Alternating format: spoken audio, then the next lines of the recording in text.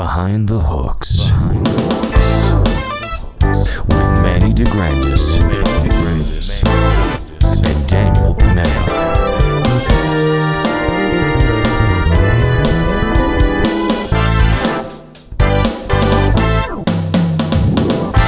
Well, okay, people. The people have spoken, and we listened. The people have spoken, and they wanted more. They wanted more Leo Gray. So Leo Gray is back with a vengeance. Yeah. Well, I literally had someone message me and be like, "How do you even start anything?" Like, and I was like, Wait, they actually asked you how do you even start anything? "Anything." Like, well, they were like, all of a sudden you're just Adam and talking Eve. about the end. For real though, like it's, and I get it. how do you do life? I get it. It's very hard to interview your friends. And It's easy to have a conversation with. It's hard. Yeah, it is. No. It's not hard to. Sorry, it's not hard to interview. It's hard to keep a timeline, man. True. Because like we're buds, man. Yeah, we haven't seen each other in forever. There's lots to talk about. Yeah, like so it's much. like There's lots to talk about, and obviously, like when we talk, just as friends, we don't talk at the beginnings. We don't talk about how things started. We just talk about what's going on recently. You know what I mean? Yep. So let's, and this might be even news to us. You know, we who knows? So here on Behind the Hooks, we talk about behind the hooks. We talk what goes on behind tunes and touring and studio work and everything like that. Let's talk about how you started. You're a proficient guitar player. You're I mean, yeah. you play every instrument. You play every instrument to gig in quality, and that's not easy to do. That is not easy to do, dude. I say that as a compliment because you can step in on a gig with the drum kit and you'll play through that gig. You go in on the bass, but yeah, I know you go in on the bass. Obviously, the guitar. You'll sing. You'll do all of it. You are a jack of all trades, and master of none. No, you are a master at what you do. Please tell us, how did your musical journey start? How did I start? Honestly, my dad, when he came into my life, he's technically my stepfather, but he's dad. And when he came into my life, I was 3 years old. And by the time I was 4, he was like, okay, you're in Canada now, because I was born in Russia. He said, you're in Canada now. And you got to remember, it was like early 80s, and Russians were not liked. I don't know if they're like now, but they were definitely Why not was liked. that? I wonder what history would tell us about that. Boo, Russian. Anyway, so... Don't do that. Yeah. He moved me up to like Willow Beach, Ontario, and he's like, okay, he put hockey skates on my feet, and he put a guitar in my hand. And he was just like... At the same time? Yeah. Oh, He's shit. like, you're going to skate and play guitar. And I was like, oh, okay. And so like I learned to play hockey and like very Canadianized things. And he's like, and you're going to play guitar.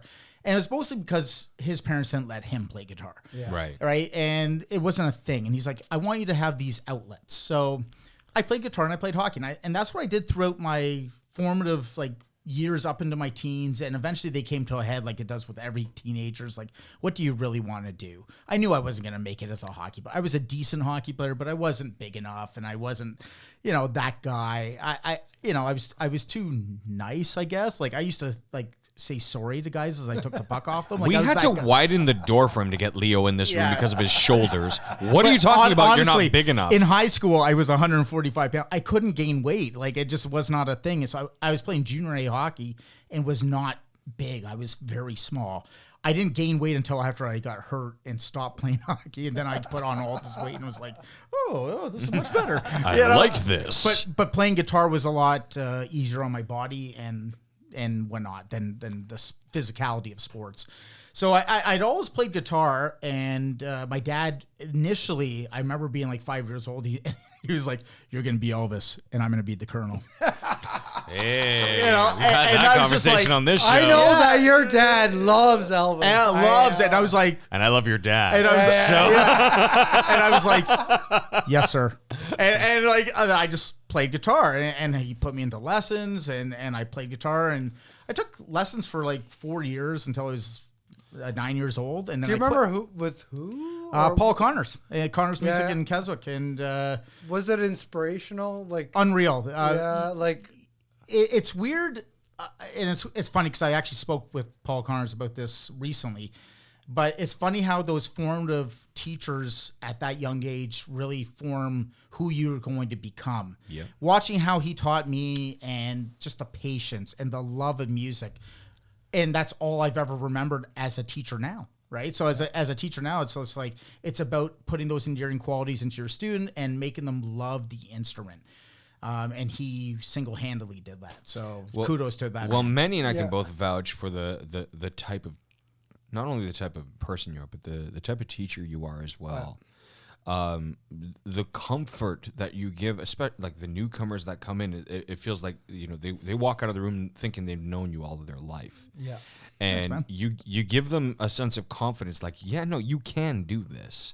You know, because that's a lot of the time, all of us as teachers, it's like trying to convince the student that they can do it is half the battle. For sure. It really is. 50% of the lesson is convincing them that they're capable. I want them to leave my lesson knowing that they could do what I taught them Yeah. Yeah. and come back And give next them the week. tools to do that. Like Yeah. that's the reason why we do what we do.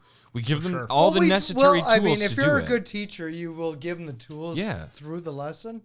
But you want them leaving knowing that they could. They feel like they can. Yeah. It's confidence, right? Right? And I gotta say, man, like every time I've seen a student leave your lessons room, Yeah. it's just they're just like, I'm gonna go do this. And we've had swapped Yeah, students totally before have, where yeah. they'll leave your room, come to my room for vocal lessons and vice versa. And I was just like, hey, how did your lesson? You know, we'll have that conversation. How did your lesson go? Oh man, it was great. We learned how to do this. And I was like, you want to learn how to play and sing? And it's like, yeah, let's do that. Let's do it. That's what it's all about. We work what it's together, all about. people. Yeah. Yeah. The age of like students having teachers who like rap the knuckles or teach through intimidation is gone. And anybody who's doing that should be shot and pissed on as far Yeah. as I'm concerned. Oh, Right? So Did you have one of those teachers ever? no, because I lucked out. Don't leave me hanging. Did you? Yeah, buddy. No, I didn't have that. I just, But you had a good teacher, right? I'll talk about my teacher after you. Yeah, no, Finish. and like Paul Connors for me was that initial, in those formative years, was that guy, and I look back on it and it's weird because like I work for him now, like I'm teach, I'm working out of his store and we talk about the teaching perspective, and he's still so passionate about it, and I watch him with other students and I'm like, oh man, that's what you did with me, like, and nothing has changed. He's that same guy who wants to give the gift of music to somebody else and go enjoy. But isn't that what it's all about? We're not Like, going to so- be here fucking forever. awesome. We're not going to be here forever. So, No. like, my last 3 Santa photos are with Paul Connors, by the way. By the way.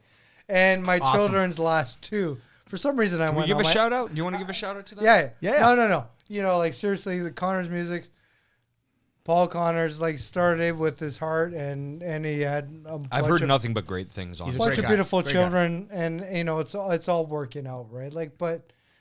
Need a vocal teacher? Shameless plug. But seriously, it's all about the teaching, man. It's all about like so I was teaching before COVID. I had like a bunch of adult bands, and a lot of my adult students were from Leo, because Leo's like, dude, I can only give you so much in this room. Go Put it into practice. put into practice. Manny's gonna throw you in a room with a bunch of strangers. He's gonna play.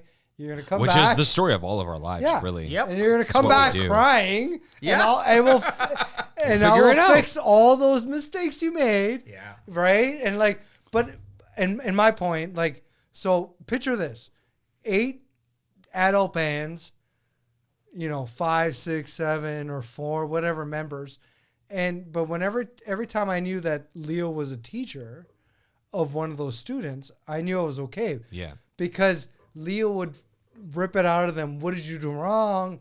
Let me fix that, and blah, blah, blah. And then, because at the end of the day, it's always about your next note in front of people, Yep. not at home. Well, Right? I It's just like- did the math in my head. There's a little over 80 years of experience in this room right now. Oh, Okay. awesome. Stop doing math. So I hate math. that's the thing. So I was less fortunate where I had the vocal Nazis Okay, yeah. as instructors, and I'm very grateful. But were you though? Was I as a Were instructor? you? No, but were you like? I think some of that's good. It is because Yeah. I didn't want to be that type of teacher. I wanted to be No, somebody. no. But to get taught that way, Getting it's taught all that good. way was life changing. Yeah. Okay. So Go, baby. The way that I was taught was through fear. Sure. Yeah. Not at the beginning, obviously. When I was a kid, you're talking 5, 6, 7, 8. I had a very sweet teacher. Heather McKinley was my first vocal instructor. We don't forget our firsts, and Whatever her name is. we don't. She taught me how to record a cassette off of a karaoke machine, and like how to record myself and listen back and perfect it. And she was great that way, and she was very sweet. And then I had a plethora of just like, no, you're gonna do it this way, because as vocalists, it's very Vocal's different. hard, man. It's Vocal's hard. And I wouldn't be the singer I am today, and whether that means anything, if it weren't for the ones who were hard on me. I didn't want to be that kind of vocal instructor. Cool. I- Me too. And I don't think Leo did too. But like, But I take that technique and try to apply it, put it through a filter. so I use a little bit of that too. Like I'm like, I could be a little bit of a dick as an instructor. You could just be a little bit of a dick. Let's leave your little dick out of this. I love you. I could be the biggest little dick you ever met. But like, It's with a purpose, man. But like, so like, Leo, honestly, as a teacher, like I've been like at that point because I did. Well, like I understand both angles. Like, Sure. If you hit the kid while they're playing piano and you smack them with the like something there. like Yeah. like, Been but there. it makes them better, right? It makes them better. But you won't make that mistake again. That's for well, sure. yeah. Like, but we're a new generation, man. Yes. Like, so what did you do to propel your students to, like, other than the It would- friggin' free gigs that Yeah. friggin' rent the stage that we all did? Like, I mean, as those students. Well, you gave him incentive to learn. Yeah. But Yeah, what so did you some do? learn. Well, it's different because honestly, I used their parents against them. And so if I had little 9-year-old Johnny who comes into me and is like playing guitar and I instantly would talk to the parents because that's what you do as a teacher and go, this is what we're working on with little Johnny. And I often ask the parents, do you ever take music lessons? And they'd be like, yeah. And I hated it. Why? Because the teacher sucked. That was 9 times out of 10. That was the response. That right? was 10 out of 10 for right. myself. So and I would say to them, and this was the genius of my marketing was, I'm going to work with your kid and I'm going to make sure they enjoy it. It's going to be a fun, laid back lesson. My goal is to teach them one new thing every lesson, whatever that one thing is. It could be minute, it could be massive, but they're going to learn something and they're going to enjoy it and they're going to want to come back. And you as a parent are going to want to reintroduce music into your life. Even though you had a negative experience as a kid, you can see that teaching does not have to be done that way. Our generation, unfortunately, for most things was beaten into us as far as how you learn things. Yeah. Through intimidation, through fear. Did it work? Sure, but you also have to be a certain personality to deal with that. And some people don't have that personality. So some people go, that's too much, and that's okay, right? Where I go, I don't want any student to ever look back as far as me as a teacher and go, that guy was a dick and I really fucking hate him because he scared me. I don't want it. Now, there is a point where certain students need to push and you got to be like, hey man, this is reality. This is what you need to do in order to get that next level because you're there. And I try to say to them, like, you're good. You're really good. You I could know be who you're talking even about, too. Fucking better.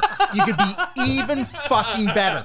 Why wouldn't you push through the door? The door's halfway open. Push it open. Yeah. Right? You have an opportunity. That's what I say to my did not dog have. every day. I say that to my dog.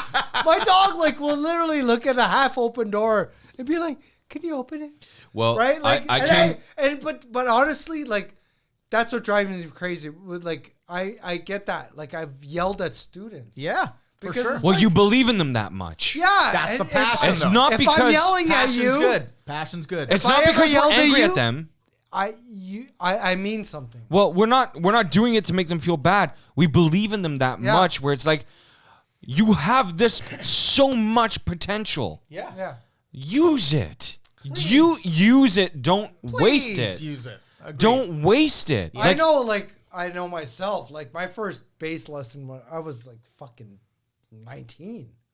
My first fucking bass lesson, right? Like, and when was yours, Leo? My first bass lesson? Or guitar lesson? Or first lesson? Like my first Honestly, lesson. I man. took lessons from the age of 5 till 9, and I quit. with Paul. With Paul, and then I quit, and I actually remember it. I figured out that my friends were not practicing for 30 minutes a day, 7 days a week, and the second I got that reaffirmation from a friend at the age of 9 that, oh, you're not practicing for 30, you're not playing what?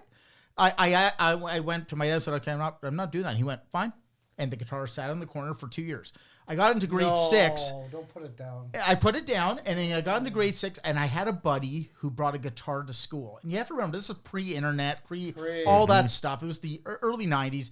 He brought a guitar to school, and he was like playing, and the girls were looking at him, and I was like, I want that. I want that. Yep. I want that real Isn't bad. that funny? And this is the funny part. The foundation that those 4 years of lessons gave me was I had an ear for music. I may not have had the technical stuff at that point because I took a couple years off, but I had an ear for it. And well, this will totally date me, but at the time, More Than Words by Extreme was a big hit. You are an old fucker. Oh my god! And I remember bringing my classical guitar into school. Wait, nylon strings. and Nylon everything? strings, and I figured out the intro by ear to More Than Words. Are we gonna get demonetized? And here's what happened. So, Manny, you'll remember this because you're young, so fuck you. I look old. The rectangular cassette player that used to be in schools. I had it. Oh, fuck you. Somebody He pretends. Somebody had that in our classroom. Push play. It was the Extreme record, and More Than Words was playing, and I played along with it, and I will never forget all those girls just staring at me, and I was like, and I played it. Dumb action. And honestly, I only did like the first like 3 bars of it, but it was enough. I went home. I said, Dad, I need a guitar, and he was like, you have a guitar? And I was like, I need a fucking electric guitar, and he went. He actually bought me an electric guitar, weirdly enough, from Connor's Music, and he said, this is the last purchase I'm doing for you musically. And I went, and I mean, I was young, and I went, oh, and he goes, do something or don't, but this is it. Yeah. And weirdly enough, I remember being like 18, actually I was 17, moving out of my parents' house into my own house, and moving all my gear out. And my dad was like laughing. He's like, oh, I guess you did something, because it was 1 trip of clothes and 5 car trips of gear. Yeah. Like guitars and amps, right? And then fuck clothes, yeah, honestly. fuck clothes. Like, and he would come to shows and he'd be like, people pay you to listen to that? Like, he didn't understand, right? Yeah, It came from an Elvis era, right? So, but I love your dad. So your dad and I met at your bachelor party. yeah. And that's where he found out not only that I was a Mason, but that I was an Elvis impersonator for 10 Yes. years. And now you guys are best friends and you're the new son. Him and I, both at your bachelor party and at your Why wedding. you do like this guy? Why you do like this guy? Do At you your- like this guy? At your What the bachelor party fuck? and your wedding, your dad and I were just riffing on like Elvis info, Elvisology. Yep. And he was such a sweet guy, and I had such a blast with him both times. He was honestly Awesome. a great guy. He's the best. And the fact that he was that he was aware enough to be able to say, hey, do music. Well, and it's funny because he had that taken from him as a child, right? So Yeah. his era of parenting when he was a kid was the parents went, okay, do a trade or go to school, like 100%, right? yeah. You don't do music, like music's, and it's funny because that stigma on music has prevailed through the generations. The parents Till are a this lot day, cooler. man. No, but still not as much, like it's not as prevalent. So it takes a special kind of parent to be like, oh, your child wants to pursue music, I'm going to support that. Yeah. Like that's very rare. Look, man, like my at our point, in our generation, yeah. Yeah. Well, Like, look, for real. Like, as- I mean, we have Italian parents, okay? So we come from generations of do trade work, you'll get a gig, you get a job, you get a job. but listen Yes. to Pavarotti. Because But listen to Massimo Ranieri, listen to Pavarotti. Like, these are people who and are... they are the fucking best. So, Yeah. So when my our parents... fucking generation, they're singing better than fucking... So- I just play bass, but you... No, my If- parents... If, my I parents... Had, if I had you as a child, I'd be like, my parents basically... The way that it was... record this shit. The way that it was constructed in my home was, we didn't have much. So it was like my parents put so much into my brother and I's development. We were allowed one thing a year.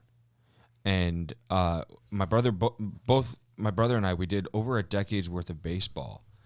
And I was living in my brother's shadow a lot of the time, and I didn't want to do baseball anymore. And I showed an interest in doing music. While I was doing baseball and soccer and all that stuff, I didn't want to do sports. Yeah. And my mom comes from a journalism background, but her parents said no to her going to Ryerson on a scholarship. My dad is a brilliant artist, a visual artist, but he had to get into the automotive industry because his parents said no. Sure. And they didn't want that life for my brother and I. So they said, we're going to put everything we've got into you and your brother to be able to do what you want to do.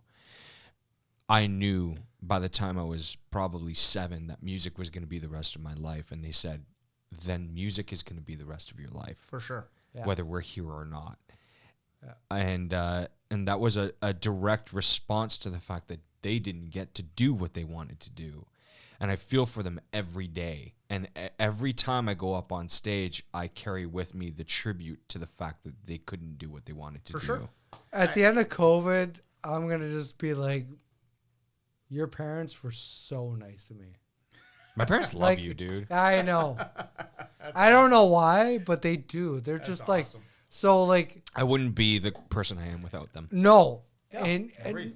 they are so fucking amazing. And Leo's, dude, I met your dad, I don't know how many times. Yeah. And he's a fucking dude. He is. He's a boss. He is a boss. He's funny. And he's a Dude, boss. he kept Yeah. up with us. He He's kept up with us hardcore. Let's go back for a second. You just said he was a boss, and he's a fucking boss. He is a boss. Yeah. Right? Tracy, great. End of the day, boss. Yeah. Agreed. All right, let's throw it to commercial. We'll Commercial? be right back.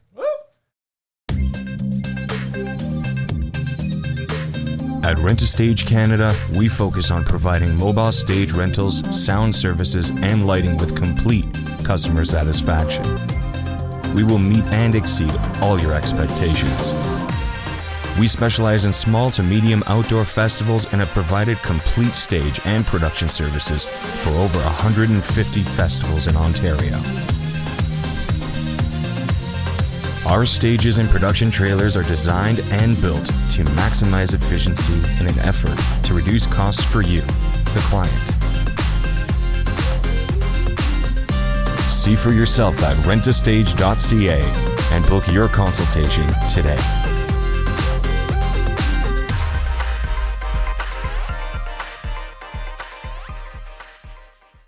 And we're back. On this day in music history. This is a weird 1956. 1956. wasn't Yeah, there. not 18. 19. Picture it. Perfect. Picture Yeah. it. Picture it. Everything's black and white. You're in Pleasantville. Marty McFly already went back to the present. Yeah. Okay. Marty McFly is being remembered. And his mom is feeling well. Yeah. Okay. Yeah. Understood. No dancing allowed in the city of Cleveland in the state of Ohio.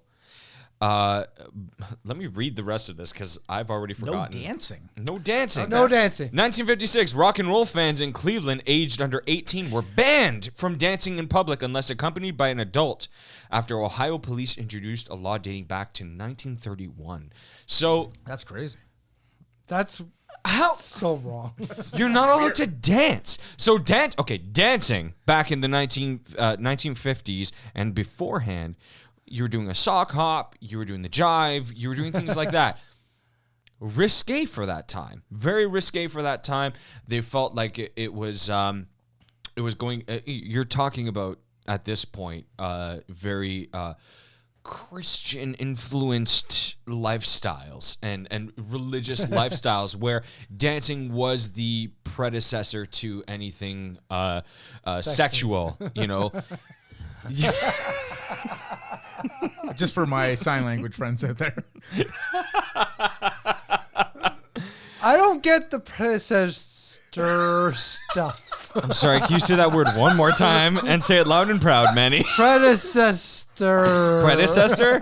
Okay, so predecessor, if you mean predator, then that is for Dateline NBC with Chris Hansen.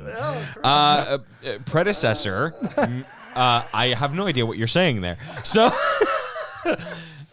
here's my issue with it. So banning something. Let's talk about. Okay, we've seen music throughout history being banned because it was against some sort of agenda by a religious group. Sure. Dancing though, and especially in 1956. 1956, Elvis was huge. He had done his. But to be allowed to dance with your parents is weird. No. I mean, I just think that it's such a weird law. It's a law. That's strange. Banned for over 20 years. You weren't allowed to dance. So Footloose was real. Footloose was fucking real.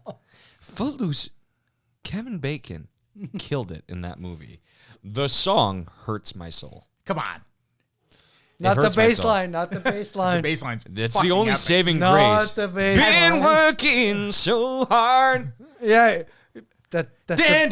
That was my part. I swear the bass player wrote that line. Only in the beginning. Then I go, bam, bam. And I listen to the bassline groove and bam, bam. And that's when the synthesizers come in and kinky. We couldn't afford a keyboard player. Oh, okay. So that I was did all the you. parts. That was all I you. comped those guitar parts. I don't get it though. Like, What oh don't you? my Which God, part? I don't There's get- so much I don't not to get. All of it's wrong. How do you not able to dance, man? Well, okay, so weird. we had rock and roll, which was being protested at that time for influencing the youth of that generation in the wrong direction. So before that, though, They were right though. Right? bebop. Obviously. Yeah. Look at us now. Well, bebop before that was the rock and roll of that time. Bebop versus the jazz standards, where people like Charlie Parker and Ella Fitzgerald and even Frank Sinatra's later stuff, Chet Baker, Miles Davis was being protested because of the influence they had on that generation. There's always going to be some sort of musical revolt, and the fact that it But not comes now in- though. Not now. There is. If you go to if you're in the States, Nobody's getting mad at Kendrick Lamar. Right? actually, Like, a or- lot of people are mad at Kendrick Lamar. If you're going to Tennessee and you go into you're going to Oklahoma, you're going to Utah, you're going to all those states where it's like, they're just not used to the truth being blown at them fucking that hard and that fast. Eminem was that way too. I mean, like when he came out, it was just like he's speaking things that we're not ready for. That's the point. That's where protest comes from. Yeah. We're just not ready for it. We're not ready For sure. Yeah. So, dancing, But as white people or as like, anybody. So, like, okay. So this is where racism does come into play. Yeah. Where let's speak about 1956 first. We'll get into the later parts later. But 1956, when you had writers that were writing for white and black radio stations with the same artists performing those songs. they released the same song. Same song, same year. White guy, black guy. Look, But that was all that money was going back to the Really? label. Why? You were getting performance money. So that performance money, you were living well. You were living very, very well. Yeah. But those residuals were going only back to those writers that worked for the label. So the Lieber and Stollers of the world and everything like that. So racism always played a part in music. Unfortunately, it always played a part in music, and it was you can always depend on black musicians, black artists, to speak about the truth that white artists were so ignorant to, and unfortunately ignorant to, and unfaultily ignorant to, only because we weren't taught those in schools. We weren't taught about that. We didn't see that side of the coin. So the no dancing part of it applied to everybody. It was the first unracial thing to actually happen in the music world, if you want to call it that. It applied heavily to the industry because dance music wasn't really a thing at that point. Rockabilly came into play to kind of rebel against that. So you had guys like Elvis, Bill Haley and the Comets, Buddy Holly, Roy Orbison. All those cats were coming in to kind of speak out against that rule, that law. But how is there a law against dancing? There's a law against dancing because dancing was that dancing is gonna be your straight shot to the devil, honey. Yep, it evokes those negative things. Dancing was associated with a lot of time, especially in the southern states, But the with movement of a girl is gonna make me lose my shit. But that like, was a what? thing. Dancing was I know. unisex back then. So like the jive dancing that you do, and that lasted way into the 70s, where, you know, the type of dancing that a guy would do, a girl would do the same way. It wasn't until the 80s where girls dancing became provocative in their eyes and more sensual and related more of that kind of effect to us males. So and rightfully so, they spent so goddamn long not being able to express themselves in a way that they weren't allowed to. And they were only able to do things that guys were doing with them on the dance floor. It's a joke because like Madonna came out and they're all like, "Oh, you're being like slutty and stuff," and she's like, She's expressing herself. Yeah. I have way before I'm doing what the express guys have yourself. always done. Yeah. Way before express Way before that. Like, come on, man. Like, I mean, there comes a day and age. I don't know, man. Like, we need to. You got to remember the 50s. I know the it was 50s. a different time, man. Different time. The 50s was run. So you're talking about before JFK, right? Yep. The 50s were run by a mindset of you have 2.5 children, you have one car on the driveway, you have a stay-at-home wife, you have blatant racism everywhere you go, colored entrances, colored water fountains. That was the way of life. That was their normal, just like COVID's become our normal right now. I remember my dad saying to me in like late 70s, early 80s, going, "We had 2 cars on the driveway." That was huge. That must have been massive. Yeah. That was huge. That must have been massive. Yeah. Your dad was well off back then. It's just like, what? That was like, unheard of. Like, yeah. A rich bass player. That Fuck would you. no. So I lived in Not at any way, man. Honestly, no. I lived in a 1950s 1950s format in the 90s. So my mom was a stay-at-home mom. My dad worked on the road, and we had 2.5 children, and we had, you know, one car on the driveway. And my mom didn't drive at the time. So I lived that life. I know what that was like, and very sheltered because at that point I was in a predominantly Italian neighborhood. Where were you at? I was at Keele and Rutherford. Nice. Keele and Rutherford was my hood. And I loved it. I loved it. I loved the fact that I can go out on the street and play street hockey with the kids. I love the fact that I was able to stay in my basement for 3 years and just practice music and nobody asked questions. Everybody knew what I was doing and they left me alone about it. But I hated the fact that I didn't have my first black friend until college. I didn't, you know, I had black kids in school and stuff like that when I was in elementary school, but you know, they were in a different group than I was. But becoming a jazz musician changed everything. Changed my personality and things that I believed in and the things that I thought were normal. Oh, I was totally opposite of that, man. I grew up in Jane and Finch. Yeah. And my dad worked in that area as a painter and whatnot. And then I got jumped on my way home. But like not me, my babysitter, right? Like who, like 1979, man. Like, there's just kids like walking other kids home, man. Like everything was good. That was the Everything was where I supposed to grew be up. good, right? Like so, like like whatever, man.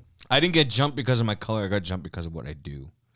I got jumped a lot as a kid. Being jumped was just rite of passage where I grew up. Yeah. There's a park. That was just it. That was just how you lived life. I've been hit in the back of the head with a skateboard. I've been...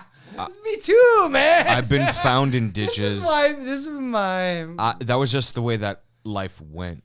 You know, my brother and I have both been stabbed. And it wasn't for anything else but because somebody thought we were able to be taken advantage of. That is nowhere near, you know, what black people have gone through. Any other race but white have gone through. Mm-hmm. But I can honestly say that in those moments, I've been teased for being Italian. I have been teased for being Italian.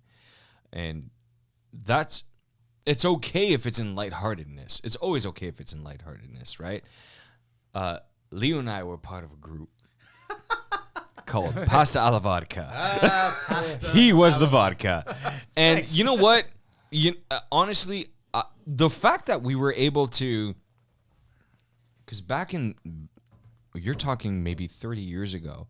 Italians and Russians were never seen together. Probably not. They weren't. But why would they? Why would they? They had different districts of Toronto. Yep. Why would they? They had different people, different companies that they went to, different places that they were patrons of, right? Italians and Russians weren't a thing. I'm going to stop you for a second, but isn't that why music's so fucking great? Yeah. Right? It's a culture cluster. So it was no different than when jazz was being created in Storyville in New Orleans, okay? In New Orleans, when all the slaves were coming in from all over the world, they would meet in this square in Storyville on their breaks and play the music of their countries. That's how swing was created. That's where it all began. So for me to play with only my own culture would be a stupid move, okay? And I'm not saying I'm completely whitewashed Italian, okay? I'm second generation, all right? So my grandparents were born there. My grandparents sacrificed. My grandparents gave me the opportunity to be here and be in this room with you guys. So I'm a complete whitewash. I grew up with understanding what my culture went through, understanding my language, but growing up with so many different cultures around me that I wanted to know theirs just as much. And that's why I learned the languages I did. That's why I sing in the languages I do. I sing in tribute to those cultures. That's why I do what I do. Very cool. And because I don't know what it was. I felt this burden. So I learned everything phonetically, but at the same time I was like, no one's paying tribute to these people. There's not enough tribute. I want these people to remember. That's my job. Sure. My job is to bring them to a time where they can remember. Okay, this guy's like just like playing it off, but this guy played for like what, 1 million Italians? A million? Many years ago. Yeah. But yeah, I was like pretty playing much 1.2 million people in the Mediterranean. Yeah, So cool. So like, you should never forget where you came from. That was my job. You should always remember where you're going to, right? That was my job. So like, It was part of it. me It's and all part of Dan it. are a couple Italians just fucking hanging out, but then we got Leo. This is the new Pasta alla Vodka He's right not here. Italian. I'm not. I get mistaken for Italian a lot. You know what it Hey. is? You have European tendencies Yeah. where it's like you're very You tan welcoming. well. You tan well. You do Very tan well. well. Yes, You I do do, tan well, yes. and How especially the with fuck doing you tan well? well with doing Rentastage and being outside all the time. I mean, That's like why. you figured out that out the hard way. Yes, agreed. People literally got mad at me going, why is Leo darker than you? I'm like, I don't know. Leo's out there. Leo's on the front lines. He's yeah. doing shit. Frontline. Yeah. Do you remember the day where Frontline Meant something completely different. Jesus It meant something Christ. completely different. Being But on the- like, what? Like, why did you fucking? Why? What are you? Why are you doing what you're doing, Leo? Why? Seriously. Why- Why do I? let me translate. Because no, but like, honestly. like why is it that you as a musician, Sure. you love the behind the scenes so much. And Because the above the scenes too, like, right? Like this guy, like I've played both sides. yeah, of it. he's back I and played, forth. and I've literally played a gig where he was both ends, Yeah. guitar player and sound guy, At the same time. like I've at been- the fucking same time. Like, I've been a professional. what gives you the love, I've, man? I've been a professional producer for maybe a year. Okay. Okay, where I can say like Year and a half. money's Year been and a half. year and a half, where money's been rolling in. Sure. As a producer, where I can actually claim that it's a profession.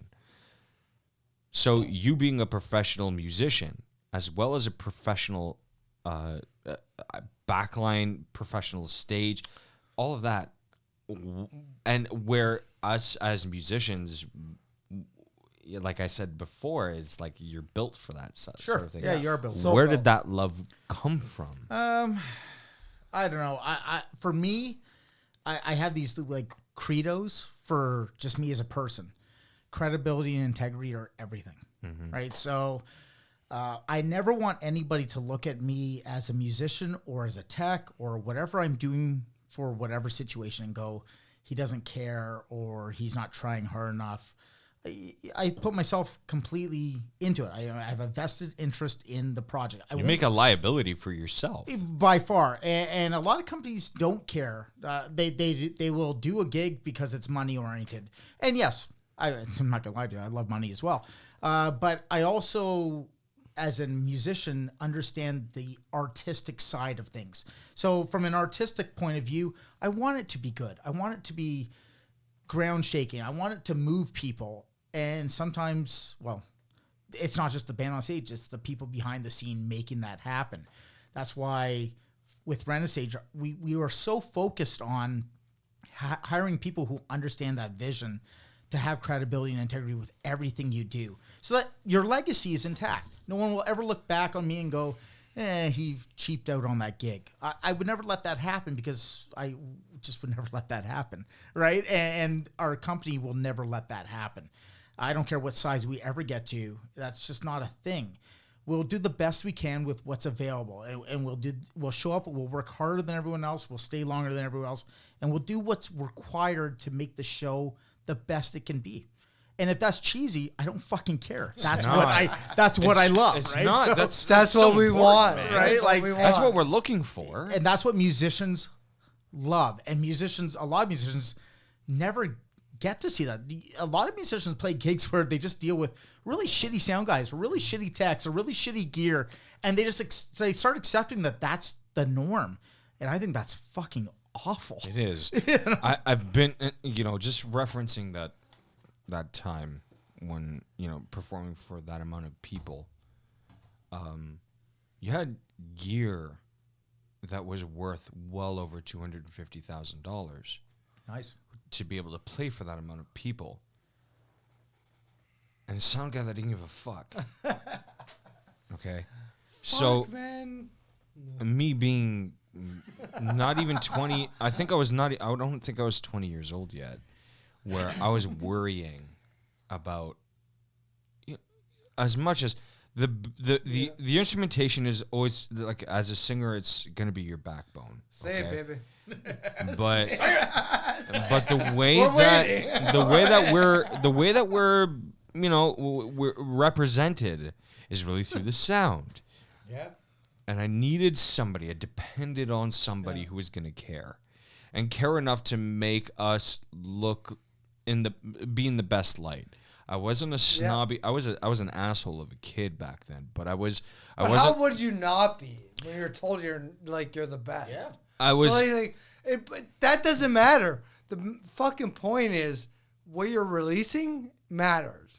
I wanted my viewers and my audience to know that I was doing the best I could, and that includes everybody that's representing me, including the sound people. You're only gonna give fucking notes out of your voice, which are fucking kick ass. Yeah. You're killing it. Can those people fucking... Yeah, you lay your dependencies on a lot of people. So when you came out with RENTASTAGE, you and Chris came out with RENTASTAGE and started doing this, the amount of trust I felt, not only for like guys like me who are doing these kind of shows, but for the young musicians who don't know any better, but also don't know any worse.